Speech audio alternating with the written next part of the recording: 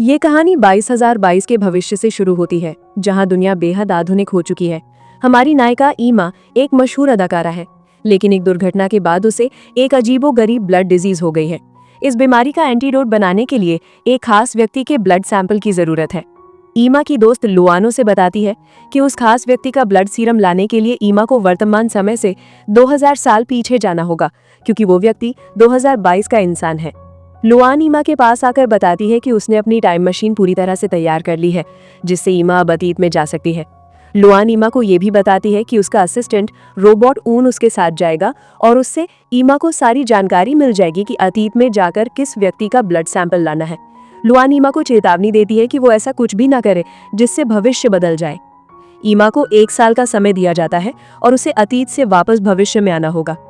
जाने से पहले लुआन ईमा को एक ब्रेसलेट और कुछ खास कैप्सूल देती है और उनकी कार्यप्रणाली समझाती है। इसके बाद ईमा और ऊन टाइम मशीन में बैठ जाते हैं। ईमा लुआन से पूछती है कि क्या उसे कोई और निर्देश देना बाकी है। लुआन कुछ कहने वाली होती है कि तभी टाइम मशीन स्टार्ट हो जाती है और ईमा और ऊन गायब हो जाते हैं। टाइम ट्रैवल के दौरान ईमा गुआन के बारे में सारी जानकारी चेक कर लेती है। कुछ ही देर में ईमा टाइम ट्रैवल करके हमारे नायक गुआन के घर पहुंच जाती है। गुआन उस समय अपने कमरे में सो रहा था। नीचे कुछ आवाज सुनकर वो देखने के लिए नीचे आता है। ईमा गुआन को देखकर उसकी तरफ बढ़ने लगती है ताकि गुआन का ब्लड लिया जा सके।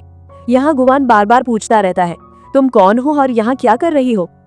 जब ईमा अपना ब्रेसलेट गुआन के दिल के पास लाती है तो किसी वजह से वो टाइम ट्रैवल करके एक दिन पीछे चली जाती है, यानी आज 23 तारीख थी और वो 22 तारीख को पहुंच जाती है। ईमा को समझ नहीं आता कि उसके साथ ये क्या हुआ। तभी रोबोट ऊन बताता है कि टाइम ट्रैवल के नियमों के अनुसार अगर कोई तुम्हारे मिशन के बारे में जान जाता है या तुम भविष्य से आई हो ये जान जाता है तो तुम उस समय से कुछ घंटे पीछे चली जाओगी। ईमा कहती है, ठीक है, अब से मैं ध्यान रखूंगी कि ऐसा ना हो। चलो अब गुआन के पास। ऊन कहता है, उससे पहले तुम्हें 2022 जैसे कपड़े पहनने होंगे, वरना तुम्हारी पोशाक देखकर सब आसानी से समझ जाएंगे कि तुम वर्तमान की नहीं बल्कि भविष्य से आई हो। दूसरी ओर गुआन तैयार होकर अपने ऑफिस चला जाता है। वो एक मशहूर साइंटिस्ट था और अपने काम के प्रति बहुत जिम्मेदार था। वो चाहता था कि ऑफिस के सभी लोग एकदम परफेक्ट तरीके से काम करें। तभी गुआन अपनी वर्तमान असिस्टेंट की लापरवाही देखकर उसे नौकरी से निकाल देता है।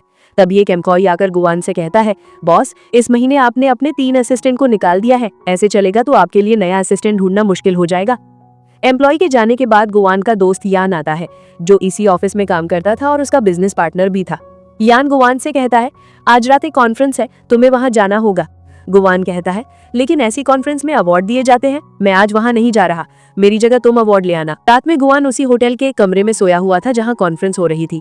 ईमा और ऊन गुआन की तलाश में होटल के कमरे तक पहुंच जाते हैं, लेकिन उनके पास गुआन के कमरे की चाबी नहीं थी। इसलिए ईमा अपने हाथ में मौजूद स्पेशल ब्रेसलेट का इस्तेमाल करके दरवाजे का लॉक खोल देती है और अंदर घुसकर गुआन का ब्लड इकट्ठा करने ही वाली होती है कि तभी गुआन की नींद खुल जाती है। वो कमरे में एक लड़की को देखकर चीख उठता है, जिसे देखकर ईमा भागने की कोशिश करते हुए गुआन के ऊपर गिर जाती है और गलती से गुआन के होठों पर किस कर लेती है। अगले दिन जब गुआन ऑफिस जाता है तो ऑफिस के सभी लोग उसके बारे में बातें कर रहे होते हैं, क्योंकि सबको पता चल गया था कि कल रात कोई लड़की गुआन के कमरे में थी और उसने उसे किस किया था। गुआन का दोस्त यान आकर उससे पूछता है कि कल रात वाली लड़की कौन थी। गुआन कहता है, मैं खुद नहीं जानता कि वो लड़की कौन थी और वो मेरे कमरे में क्यों आई। अगले सीन में ईमा गुआन पर नजर रखना शुरू कर देती है कि वो कब कहाँ जाता है और क्या खाता है।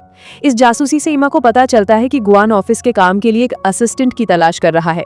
इसीलिए ईमा तय करती है कि वो किसी भी कीमत पर गुआन के ऑफिस में असिस्टेंट के पद पर शामिल होगी, क्योंकि इसी तरह वो गुआन के करीब रह पाएगी और मौका मिलते ही उसके शरीर से ब्लड ले लेगी। जो सोचा वही किया। ईमा ऊन को लेकर गुआन के ऑफिस पहुंच जाती है, लेकिन गुआन किसी भी कीमत पर ईमा को नौकरी देने को तैयार नहीं था। गुआन ईमा को होटल वाली घटना याद दिलाकर कहता है, तुम्हारे अंदर जरूर कोई समस्या है, तुम्हें यहाँ नौकरी नहीं मिल सकती। गुआन ईमा की जगह ऊन को नौकरी देना चाहता है। ऊन कहता है, मेरा सपना क्लीनर बनना है, असिस्टेंट बनना नहीं। तभी एक लड़की आकर गुआन से कहती है, ईमा काफी क्वालिफाइड है बॉस, आप ईमा को नौकरी दे दीजिए। आखिरकार गुआन ईमा को नौकरी दे देता है और साथ ही ऊन को भी ऑफिस क्लीनर के तौर पर रख लेता है। फिर देखा जाता है कि गुआन जानबूझकर ईमा के हाथ में कई फाइलें थमा देता है और कहता है कि उन्हें जल्दी से पूरा करके सबमिट करना होगा। ईमा सारा डेटा देखकर कहती है, खुशकिस्मती से ये 200 साल पुराना है, मैं ये सब तो एलिमेंट्री स्कूल में ही सीख चुकी थी, इसलिए इन फाइलों को पूरा करना मेरे लिए कोई बड़ी बात नहीं। देखते ही देखते ईमा सारी फाइलें पूरी कर लेती है और गुआन को सबमिट कर देती है। ये देखकर गुआन एकदम हैरान रह जाता है और वो मुंह खुला छोड़कर सोचने लगता है कि उसने ये काम इतनी जल्दी कैसे किया। फिर देखा जाता है कि गुआन रेस्ट रूम में आराम कर रहा था। तभी ईमा उसे कॉफी देने आती है और देखती है है कि गुआन एक जगह लेटा हुआ है। ये देखकर इमा सोचती है कि शायद गुआन सो गया है और इस मौके का फायदा उठाकर वो चुपचाप उसके पास आकर फिर से उसके शरीर से ब्लड लेने की कोशिश करती है।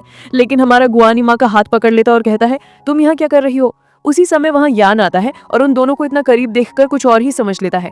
तभी इमा कहती है, आप जैसा सोच रहे हैं बात वैसी बिल्कुल नहीं है, मैं तो यहाँ बॉस को कॉफी देने आई थी। गुआन भी इमा के सुर में सुर मिलाकर कहता है, इमा सच कह रही है। फिर इमा कहती है, मुझे बहुत काम है तो मैं अब चलती हूँ। नीचे जाने के बाद इमा की मुलाकात हान नाम के एक लड़के से होती है। हान इमा को देखकर वेलकम कहता है और उसे एक चिकन फ्राई देता है। लेकिन हान का ये व्यवहार इमा को बिल्कुल पसंद नहीं आता। उसे हान पागल लगता है और इसीलिए उसे बाहर निकालने के लिए एक सिक्योरिटी गार्ड को बुलाती है। सिक्योरिटी गार्ड आकर इमा को बताता है कि हान भी इसी संस्था में काम करता है और साथ ही उसका एक चिकन फ्राई रेस्टोरेंट भी है। फिर हान इमा के हाथ में चिकन फ्राई थमाकर अंदर चला जाता है, लेकिन इमा हान पर चिढ़कर उसे ऊन के हाथ में थमा देती है और खुद अंदर चली जाती है। इधर रात के समय इमा अपने ऑफिस के सहकर्मियों के साथ ड्रिंक कर रही होती है। सहकर्मियों में से एक कहता है, इमा तुमने आज बॉस का दिया हुआ काम बहुत अच्छे से हैंडल कर लिया है। इमा कहती है, मैंने सिर्फ बॉस का दिया हुआ काम ही नहीं, बॉस को भी बहुत अच्छे से हैंडल कर सकती हूँ। ये सुनकर सहकर्मी कहता है, लेकिन ये तुम कैसे कर सकती हो? जवाब में इमा कहती है, मैं अभी बॉस को कॉल करके यहाँ आने को कहूंगी और वो यहाँ आ जाएंगे। देखा जाता है कि सचमुच इमा के कॉल करने के 15 मिनट के अंदर ही गुआन यहाँ आ जाता है। उसे यहाँ देखकर सब एकदम हैरान रह जाते हैं। फिर इमा गुआन को ड्रिंक्स ऑफर करती है तो वो उसे नहीं लेना चाहता। तभी इमा कहती है, अगर तुम ड्रिंक्स नहीं करोगे तो मैं उस दिन वाली होटल वाली बात सबको बता दूंगी। ये सुनकर गुआन के पास कोई और रास्ता नहीं बचता और वो इमा की बात मानकर ड्रिंक्स करना शुरू कर देता है। लेकिन वो यहाँ ड्रिंक्स करते करते इतना ज्यादा पी लेता है कि बाद में नशे में धुत हो जाता है और ठीक से चल भी नहीं पाता। इसलिए इमा उसे पकड़कर ले जा रही होती है, लेकिन इमा भी नशे में गुआन को संभाल नहीं पाती और बैलेंस खोकर सीढ़ियों से नीचे गिर जाती है। फिर इमा उसे फिर से उठाकर किसी तरह कमरे तक ले आती है। इस बार इमा गुआन के शरीर से जरूरी मात्रा में ब्लड भी इकट्ठा कर लेती है। अगले दिन सुबह गुआन नींद से उठता है तो देखता है कि ईमा उसे जोकर बनाकर चली गई है। ये देखकर वो ईमा का नाम चिल्लाकर बुलाने लगता है। दूसरी तरफ देखा जाता है कि ईमा गुआन का जो ब्लड सैंपल लेकर आई थी, ऊन उसे टेस्ट करके कहता है, ये ब्लड सैंपल नहीं लिया जा सकता। ईमा वजह पूछती है तो ऊन कहता है, गुआन में कोई इमोशन नहीं है, इसलिए एंटीडोट बनाने के लिए उसका ब्लड सैंपल लेने से पहले उसके अंदर इमोशन जगाने होंगे, तभी हम एंटीडोट के लिए गुआन के ब्लड का इस्तेमाल कर पाएंगे। अब ईमा पूछती है, अब हम गुआन में इमोशन कैसे लाएंगे? ऊन तब ईमा को बताता है, अगर गुआन किसी से प्यार करने लगेगा तो उसके अंदर फिर से इमोशन काम करने लगेंगे। फिर ईमा और ऊन गुआन के जीवन में घटित सभी घटनाओं को ईमा के उस ब्रेसलेट के जरिए देखने लगते हैं। एक समय उन्हें दिखता है कि गुआन की रूही नाम की एक लड़की से मुलाकात हुई थी। रूही एक पियानो वादक है और बहुत अच्छा पियानो बजाती है। ईमा कहती है, मैं किसी भी हाल में गुआन और रूही को एक करके रहूंगी। अगले सीन में लुआन भी टाइम ट्रैवल करके भविष्य से वर्तमान में आ जाता है ताकि ईमा की मदद कर सके। फिर लुआन सबसे पहले रूही के बारे में सारी जानकारी इकट्ठा करता है। वो देखता है कि रूही को चाय पीना बहुत पसंद है, इसलिए वो एक खास दुकान पर जाता है। फिर देखा जाता है कि जहाँ रूही चाय पीने आई थी वहीं लुआन भी आ जाता है और खुद को सबके सामने टी स्पेशलिस्ट के तौर पर पेश करता है। वहाँ मौजूद सभी लड़कियां लुआन जैसे हैंडसम लड़के को देखकर एकदम क्रश हो जाती है, लेकिन रूही लुआन को ज्यादा भाव नहीं देती। इधर यान ईमा की असली पहचान को लेकर थोड़ा शक कर रहा था, इसलिए ईमा ऊन से अपने लिए एक नकली पहचान पत्र बनवा लेती है। ऑफिस जाते समय ईमा एक सहकर्मी से जानती है कि आज उनके बॉस नहीं आएंगे क्योंकि वो आज बहुत बीमार है। गुआन की बीमारी की बात सुनकर ईमा गुआन को देखने उसके घर चली आती है। यहाँ गुआन को बहुत तेज बुखार था, इसलिए ईमा उसकी बहुत देखभाल करती है। फिर गुआन ईमा को पास खींच लेता है और नींद में बोलने लगता है कि वो उसे छोड़कर न जाए, इसलिए ईमा उस दिन अपने घर नहीं जाती और गुआन के साथ वहीं सो जाती है। अगले दिन सुबह गुआन की बहन यू गुआन के घर आती है और गुआन को एक लड़की के साथ देखकर उसकी तस्वीर ले लेती है। तब तक गुआन और ईमा दोनों की नींद खुल जाती है। यहाँ ईमा यू को समझाने की कोशिश करती है कि वो यहाँ क्यों सोई थी, लेकिन यू ने रोककर कहती है, तुम दोनों के बीच क्या रिश्ता है, मुझे इससे कोई मतलब नहीं। तभी गुआन कहता है, ईमा मेरे ऑफिस की एक असिस्टेंट है। यू कहती है, ऑफिस की असिस्टेंट तो घर में क्या कर रही है? दरअसल यू को लग रहा था कि ईमा शायद उसके भाई की गर्लफ्रेंड है और वैसे भी उसे ईमा काफी पसंद आती है। दूसरी ओर हम लुआन और रूही को एक साथ देखते हैं। लुआन रूही से कहता है कि वो लोगों का भाग्य बता सकता है। रूही कहती है, तो बताओ भविष्य में मेरे भाग्य में क्या लिखा है? तब लुआन कहता है, बहुत जल्द तुम्हें तुम्हारा प्यार मिल जाएगा। फिर हम देखते हैं कि ईमा और सभी लोग मिलकर गुआन और रूही को एक आर्ट स्कूल के सामने बुलाते हैं। यहाँ रूही भी गुआन को पहचान जाती है कि वो उसका बचपन का दोस्त है। दोनों बचपन में एक साथ पियानो बजाना सीखते थे। फिर रूही गुआन से कहती है, क्या तुम्हें मैं याद हूँ? बचपन में मैं तुम्हारी माँ के पास पियानो बजाना सीखने आती थी। यहाँ जब वे दोनों बातें कर रहे होते हैं तो बगल से ईमा टेप रिकॉर्डर में एक रोमांटिक गाना बजा देती है ताकि उन दोनों को माहौल और ज्यादा रोमांटिक लगे, लेकिन अनरोमांटिक गुआन रूही को छोड़कर यहाँ से चला जाता है। इसी समय गुआन की बहन यू को देखा जाता है। वो ऑफिस से निकलकर ईमा के घर जा रही थी ताकि ईमा से मिल सके। तभी हान यू के पास आकर उससे बात करने की कोशिश करता है। दरअसल हान यू को पसंद करता था और उसने उसे कई बार प्रपोज भी किया था, लेकिन हर बार यू उसे रिजेक्ट कर देती थी। यहाँ हान कहता है, मैंने सुना है ईमा किसी लड़के के साथ अपने घर में रहती है। ये कहकर वो यू को ईमा और ऊन की एक तस्वीर दिखाता है। अब यू के मन में सवाल उठता है कि ये लड़का कौन है जो उसके भाई की गर्लफ्रेंड के घर में रह रहा है। ये सब सोचकर यू जल्दी से ईमा के घर आती है। इस समय देखा जाता है कि ऊन छत पर जाकर सूरज की रोशनी से खुद को चार्ज कर रहा था। तभी यू ऊन को देखकर सोचती है कि शायद वो आत्महत्या करने के लिए छत पर खड़ा है। इस वजह से वो ऊन को तुरंत नीचे उतरने को कहती है। फिर यू ऊन से पूछती है, तुम्हारा ईमा से क्या रिश्ता है। कुछ ही देर में ईमा भी वहां आ जाती है और कहती है, ऊन मेरा छोटा भाई है। बचपन में मेरे माता पिता ने उनको उठाया था। ईमा इशारे से उनको कहती है कि वो ऐसा दिखाए जिससे यू को लगे कि ईमा सच कह रही है। तभी ऊन भी कहता है, ईमा सच कह रही है। ऊन पापा मतलब ये सुनकर यू को ऊन के लिए बहुत बुरा लगता है। खैर फिर ईमा के घर से लौटते समय यू ऊन की बातों को याद करती रहती है और हल्की मुस्कान देती रहती है। दरअसल उसे ऊन बहुत पसंद आ गया था। उसे तो पता ही नहीं था कि ऊन कोई इंसान नहीं बल्कि एक रोबोट है। खैर अगले दिन यू गुआन से कहती है, तुम तो सारा दिन घर में अकेले रहते हो, इसलिए मैंने तुम्हारी देखभाल के लिए एक लड़की को काम पर रखा है। देखा जाता है कि ये कोई और नहीं, ये ईमा ही थी। ईमा को यहाँ रखने के लिए गुआन पहले तो राजी नहीं हो रहा था, लेकिन अपनी बहन के जोर देने पर उसे आखिरकार राजी होना पड़ता है। देखा जाता है कि जहाँ ईमा को यहाँ काम करना था, वहीं ईमा उल्टा गुआन से सारे काम करवा रही थी और इस मामले में यू भी ईमा की मदद कर रही थी। खैर फिर उस शाम देखा जाता है कि गुआन बहुत परेशान होकर एक तस्वीर ढूंढ रहा था। दरअसल माँ की आखिरी निशानी के तौर पर गुआन के पास अपनी माँ की एक ही तस्वीर थी। तभी ईमा बहुत ढूंढने के बाद गुआन की माँ की तस्वीर पा जाती है और वो तस्वीर गुआन को दे देती है। तस्वीर वापस पाकर गुआन बहुत ज्यादा खुश होता है और इसके लिए वो ईमा को धन्यवाद देता है। फिर ईमा गुआन का मूड ठीक करने के लिए उसे बाहर टहलने ले जाती है और हम देखते हैं कि अब गुआन भी धीरे धीरे ईमा को पसंद करने लगा है। अगले सीन में देखा जाता है कि ईमा लुआन के साथ मिलकर एक प्लान बना रही थी कि कैसे गुआन और रूही को एक किया जाए। अगले दिन ईमा गुआन के पास आकर एक रिजॉर्ट में जाने के लिए जिद करने लगती है। इधर गुआन तो ईमा को पसंद करने लगा है, इसलिए वो मना नहीं कर पाता। देखा जाता है कि ईमा और गुआन के साथ रूही और लुआन भी उस रिजॉर्ट में आ जाते हैं। इधर रूही को देखा जाता है कि वो भी गुआन को पसंद करने लगी थी। दूसरी ओर ईमा गुआन को रिजॉर्ट के एक कमरे में बुलाती है। यहाँ आकर गुआन कमरे को इतना सुंदर सजा हुआ देखकर सोचता है कि ईमा शायद उसे प्रपोज करेगी, इसलिए उसने उसे यहाँ ऐसे बुलाया है। लेकिन थोड़ी देर बाद वहाँ रूही आ जाती है। यहाँ रूही को देखकर गुआन पूछता है, तुम यहाँ क्या कर रही हो। रूही कहती है, तुमने ही तो मुझे यहाँ बुलाया है। दरअसल ये सब ईमा का प्लान था। वो चाहती थी कि गुआन रूही के प्यार में पड़ जाए, लेकिन देखा जाता है कि गुआन किसी भी तरह रूही के प्यार में नहीं पड़ता। फिर रिजॉर्ट से लौटने के बाद ईमा अलग अलग रोमांटिक किताबें पढ़कर टिप्स लेने लगती है कि कैसे गुआन को रूही इम्प्रेस करवाया जाए। इधर गुआन फिर से ईमा को रोमांटिक किताबें पढ़ते देखकर सोचता है कि ईमा शायद उसे इम्प्रेस करने के लिए टिप्स ले रही है। फिर ईमा गुआन के पास आकर उसे रोमांटिक होना सिखाने लगती है। दरअसल ईमा तो चाहती थी कि गुआन रूही के सामने जाकर उससे थोड़ा रोमांटिक तरीके से बात करे, लेकिन गुआन बिना कुछ कहे अचानक ईमा को किस कर देता है। ये देखकर ईमा एकदम हैरान रह जाती है और तुरंत गुआन को एक थप्पड़ मारकर वहां से चली जाती है। अगले दिन सुबह रूही गुआन के घर आती है ताकि ईमा से बात कर सके। उसे पता चला था कि ईमा गुआन के घर में रह रही है, इसलिए वो ईमा से झगड़ा करती है और कहती है, तुम तो जानती हो कि मैं गुआन को पसंद करती हूँ, तो तुम क्यों गुआन के साथ यहाँ रह रही हो, क्या रिश्ता है तुम दोनों के बीच। तब ईमा रूही को समझाती है कि वो तो उसे और गुआन को एक करने के लिए यहाँ रह रही है और वैसे भी उसे गुआन में कोई इंटरेस्ट नहीं है। ये बात गुआन पीछे से सुन लेता है, जिससे उसे बहुत दुख होता है, क्योंकि गुआन तो सोचता था कि जिस तरह वो ईमा से प्यार करता है, ईमा शायद उसी तरह उससे प्यार करती है। लेकिन ईमा तो गुआन को रूही के हाथों में सौंपने की व्यवस्था कर रही थी और अब ये सब जानने के बाद गुआन ईमा पर बहुत गुस्सा होता है और गुस्से में उसे घर से जाने को कहता है। इसके बाद के सीन में लुआन रूही को समझा रहा था कि ईमा तो उसकी मदद ही कर रही थी। ये सब सुनकर अब रूही ईमा से माफी मांगती है और ईमा को अपने साथ कॉन्सर्ट में चलने के लिए इनवाइट करती है। फिर देखा जाता है कि कॉन्सर्ट के दिन रूही बहुत सुंदर तैयार होकर रेडी होती है, क्योंकि कॉन्सर्ट के बाद वो आज गुआन को प्रपोज करने वाली थी। इस बीच ईमा भी इस कॉन्सर्ट में आई थी। रूही के साथ गुआन को देखकर ईमा को अब काफी बुरा लगता है, क्योंकि वो अनजाने में ही गुआन को पसंद करने लगी थी। फिर ईमा ये सब देखकर बर्दाश्त नहीं कर पाती और बाहर चली आती है। इधर गुआन रूही को प्रपोजल ठुकराकर खुद भी ईमा के पास दौड़ता हुआ चला आता है। इधर लुआन आकर ईमा को गुआन से दूर करने की कोशिश करता है, लेकिन ईमा लुआन को रोककर गुआन के साथ चली जाती है। आखिरकार गुआन और ईमा एक दूसरे को स्वीकार कर लेते हैं और वे दोनों एक दूसरे को कितना प्यार करते हैं ये जाहिर कर देते हैं। दूसरी ओर रूही गुआन द्वारा रिजेक्ट किए जाने का दुख भूलने के लिए एक बार में ड्रिंक करने लगती है। तभी लुआन भी आकर उसका साथ देता है। ये देखकर रूही पूछती है, तुम फिर से कौन सा दुख भूलने के लिए यहाँ ड्रिंक कर रहे हो। लुआन जवाब में कहता है, आज उसकी दोस्त ईमा ने उसका पक्ष ना लेकर गुआन का पक्ष लिया है, इसलिए उसका भी आज बहुत मन खराब है।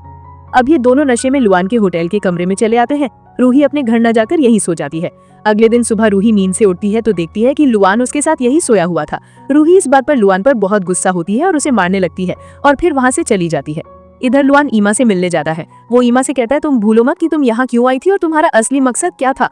अब तो गुआन रूही के बजाय तुम्हें प्यार करने लगा है। इसका मतलब है कि गुआन में इमोशन जागने लगे हैं, इसलिए तुम्हें उसका ब्लड सैंपल इकट्ठा करके जल्दी से यहाँ से चले जाना चाहिए।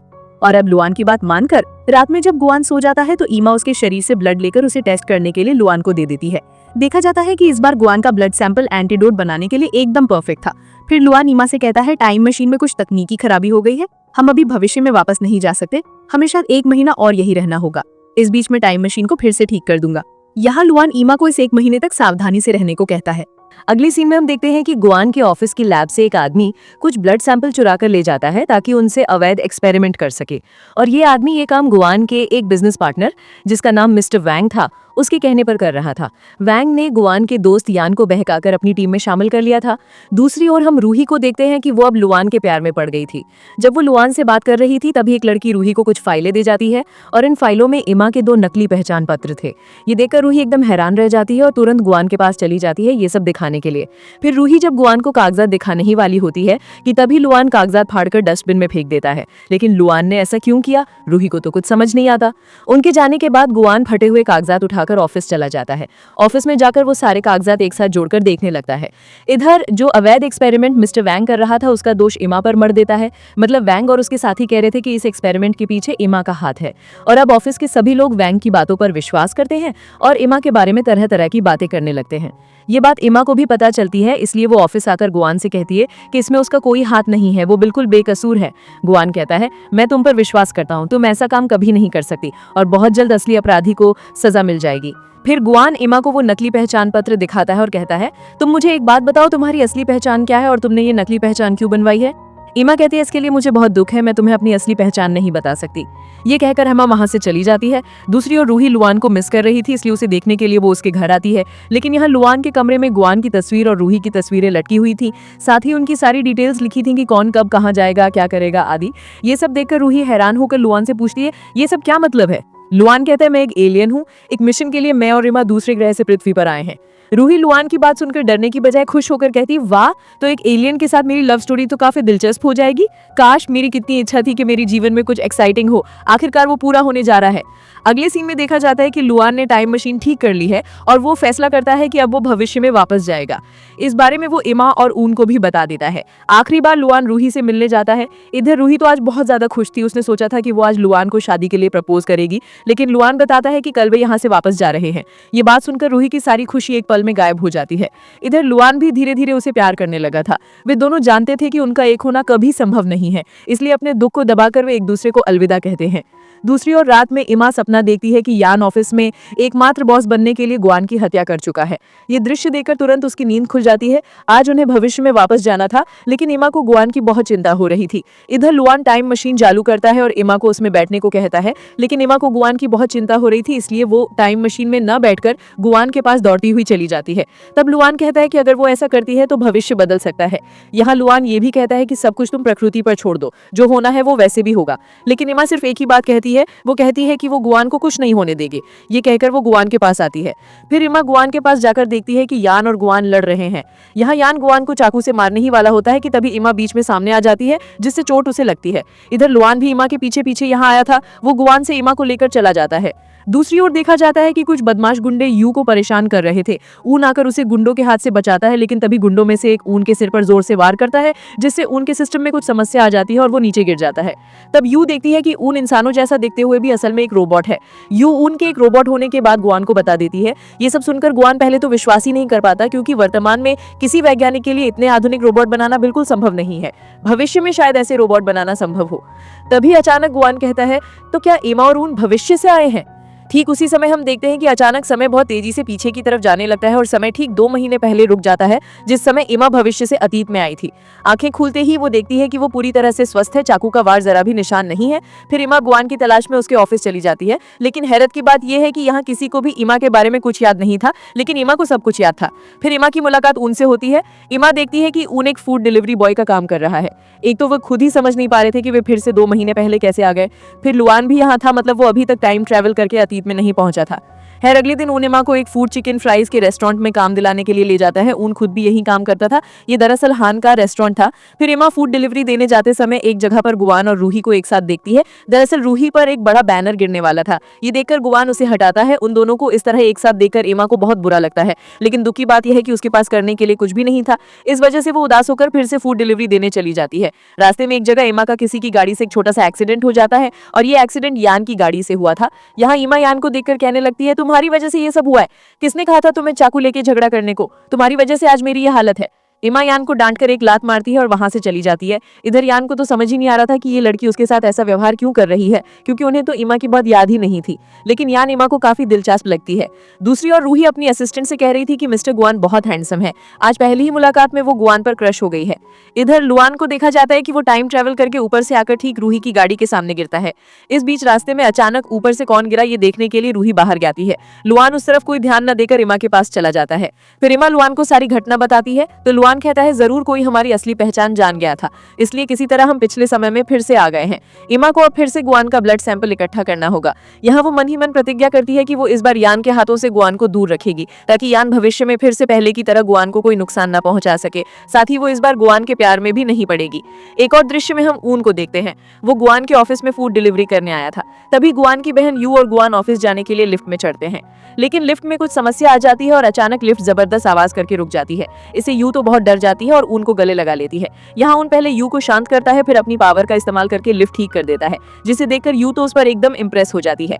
फिर यू ऑफिस आकर गुआन को रूही के साथ देखती है। रूही दरअसल गुआन को धन्यवाद देने यहाँ आई थी, क्योंकि पिछले दिन गुआन ने उसे मुसीबत से बचाया था।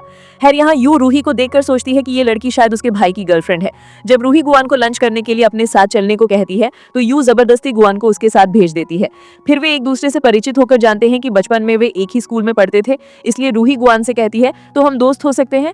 इस रेस्टोरेंट के पास से इमा गुजर रही थी। उन दोनों को एक साथ देखकर उसे बिल्कुल अच्छा नहीं लगता, क्योंकि उसे तो याद है कि गुआन उसका बॉयफ्रेंड था, और अब अपने बॉयफ्रेंड को इस तरह दूसरी लड़की के साथ मिलते देखना किसे अच्छा लगता है। लेकिन क्या करें, उसे ये सब मानना ही होगा। फिर जब वो अपने काम की जगह वापस आती है तो यान उससे मिलने आता है। यहाँ आकर वो इमा की तलाश करने लगता है। तभी ऊन कहता है, मेरी बहन काम में बिजी है। ऊन का इमा का भाई होना सुनकर यान ऊन को अपना परिचय देने जाता है तो ऊन कहता है, मैं तुम्हारे बारे में सब जानता हूँ। इमा हमेशा तुम्हारी बात करती है। यान तो सोचता है इमा शायद उसे पसंद करने लगी है, इसलिए सारा दिन वो अपनी बात अपने भाई से करती है।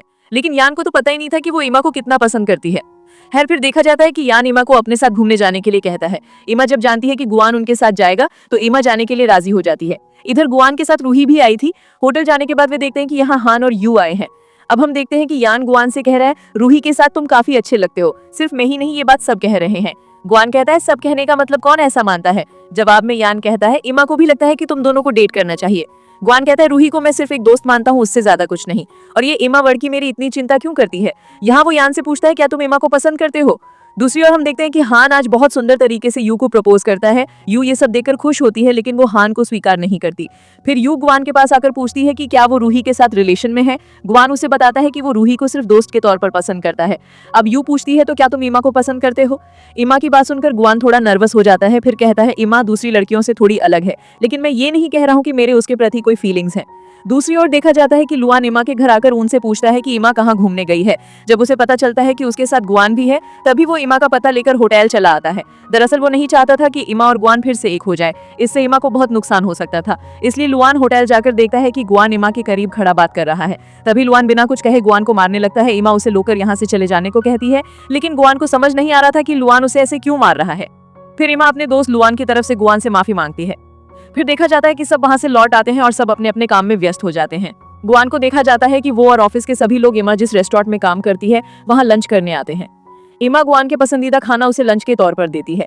ये देखकर गुआन थोड़ा हैरान होता है, क्योंकि उसे कैसे पता चला कि उसका पसंदीदा खाना क्या है, क्योंकि गुआन ने तो ये खाना ऑर्डर ही नहीं किया था। वो इमा से पूछता है, मेरा पसंदीदा खाना क्या है, ये तुम्हें कैसे पता चला? इमा गुआन के सवाल का जवाब न देकर बात घुमाकर वहां से चली जाती है। इस समय हम यान को देखते हैं, जिसे मिस्टर वैंग एक अवैध एक्सपेरिमेंट में अपने साथ शामिल होने का ऑफर दे रहा था। यान हाँ या ना कुछ नहीं कहता। वो मिस्टर वैंग से कुछ समय मांगता है और कहता है कि वो बाद में उसे बताएगा कि वो उसके साथ काम करेगा या नहीं। फिर यान इस बारे में गुआन से बात करने आता है तो देखता है कि गुआन इमा के साथ है। इमा को गुआन के साथ देखकर यान को बहुत ईर्ष्या होती है, क्योंकि उसने इमा को पसंद करना शुरू कर दिया था। इधर इमा फिर से यान को यहाँ देखकर काम का बहाना बनाकर वहां से चली जाती है। अगले दिन ऑफिस में यान बैठकर इमा के बारे में ही सोच रहा था। वो इमा को गुआन के साथ देखकर बर्दाश्त नहीं कर पा रहा था। इधर हम देखते हैं कि इस बीच लुआन रूही का बहुत अच्छा दोस्त बन गया था। वो लुआन को एक लड़की के साथ देखकर बहुत ईर्ष्या करती है। पहले वो उस लड़की को वहां से भगा देती है, फिर लुआन के साथ थोड़ा अलग व्यवहार करने लगती है। फिर लुआन रात में इमा के पास जाकर कहता है कि उसे लगता है कि रूही ने गुआन में अपनी दिलचस्पी खो दी है, जबकि उनका प्लान तो रूही और गुआन को एक करना था। अगर उन्हें एक नहीं किया गया तो इमा गुआन का ब्लड कैसे इकट्ठा करेगी। लुआन और ऊन इमा को एक प्लान बताते हैं कि कैसे उन दोनों को करीब लाया जाए। अगले दिन प्लान के अनुसार जब रूही लुआन के साथ बैठी थी, तभी इमा लुआन को फोन करके कहती है कि वो आज गुआन को प्रपोज करने जा रही है।